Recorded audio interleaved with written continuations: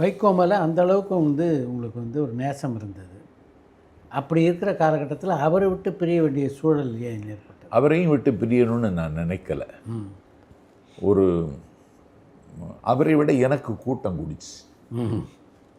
பிரச்சனை தான். ஆமாம், அதுதான்.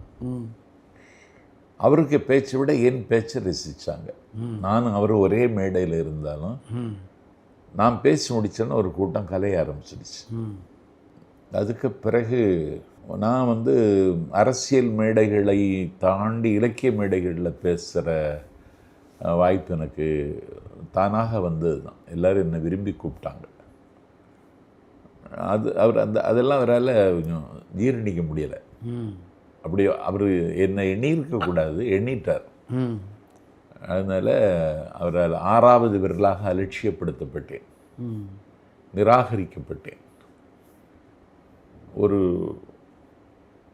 அவரை பற்றி நான் பேசுனதெல்லாம் நீங்கள் என்னுடைய திருநெல்வேலி மாநாடு பேச்சு யூடியூப்பில் இருக்குது, கேளுங்க. எனக்கு நீ எதுவுமே தர வேண்டாம், நான் உன்னை எதையும் எதிர்பார்க்கலை.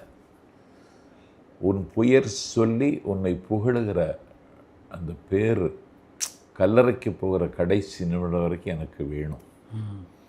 பச்சைமா மறைபோல் மேனி பவளவாய் கமலச்செங்கல் அச்சுதா மரரேரே ஆயிரதம் கொழுந்தே என்னும் இச்சுவை தவிரையான் போய் இந்திர லோகமாலும் அச்சுவை பெறினும் வேண்டேன். உன் பேரை சொன்னால் போதும்னு அந்த ஆழ்வார் சொன்னது மாதிரி சொன்னதுக்கு கூட அவர் என்னை இறக்கத்தோடு அவர் பார்க்கலைங்கிற வேதனையும் வலியும் எனக்கு இன்னும் இருக்குது.